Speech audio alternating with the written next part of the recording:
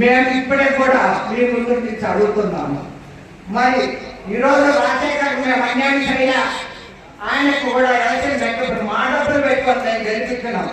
తర్వాత కూడా ఆయన రిక్వెస్ట్ చేశాం, అయ్యా రండి ప్రధాని గారి వారు చంద్రబాబు నాయుడు గారికి మీకు తగిన గుర్తింపు ఇస్తామని కూడా అడిగినాం.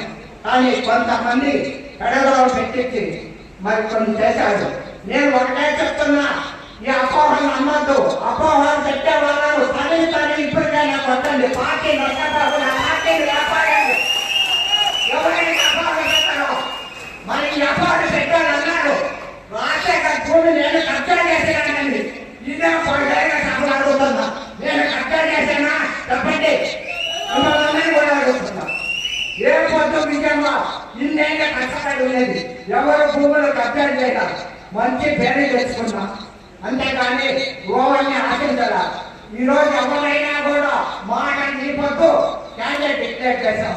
ఎవరైనా కూడా మాట్లాడితే మీరు కార్యకర్తలే తల్లి కొట్టండి. నేను మనసాల బాధగా చెప్తున్నా.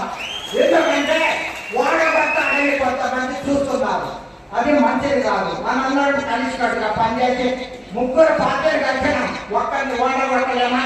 ముగ్గురు పార్టీలు చేయి కలుపుకొని ముందుకు పోతే ఒక్కరిని ఓడగొట్టలేమని మేము అందరినీ కూడా అడుగుతున్నాం.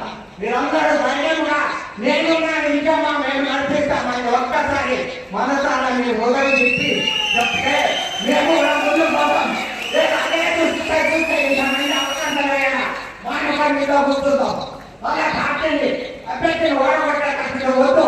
ఇంకా కూర్చుందాం చెప్పండి. ఇంకా కూర్చుందా ముందుకు పోతున్నా ఎందుకంటే బాధగా అడుగుతున్నాం. 15 ఏళ్ళ నుంచి ఓడిపోయినాం. ఈసారి కూడా ఓడిపోతే మన గౌరవం మనకు ఉండదు. ముందు పోలేము, ఎవరిని వాళ్ళు అడగలేము. మరి ఇంకే కూర్చున్నా ముందుకు పోతున్నా చెప్పండి. ఇప్పుడే ముందుకు పోవాలంటే పోలేం. వాళ్ళకు కూడా చెప్పండి. ఇంకా కూర్చుందాం. ఇంకా కూడా మీరు వేరే వాళ్ళతో చేతులు కలిపితే మన గొంతు మనం వస్తుందంటే నేను మాట్లాడుకుంటున్నా. ఈ రోజు ధైర్యంగా చేసే కలిపి జనసేన బీజేపీ మనం తెలుగుదేశం 3 చేతులు కలుపుకొని ముందుకు రేపటిపోయి కార్యకర్తలు మనది ఎలక్షన్ అని ప్రతి బూత్లో గుర్తు గురించి ప్రాబ్లమే లేదు. మీరు పంచాయతీ ఎలక్షన్ చేసిన అన్ని చేసి మీకు అన్నీ తెలుసు. గుర్తు గురించి అవసరమే లేదు. గుర్తు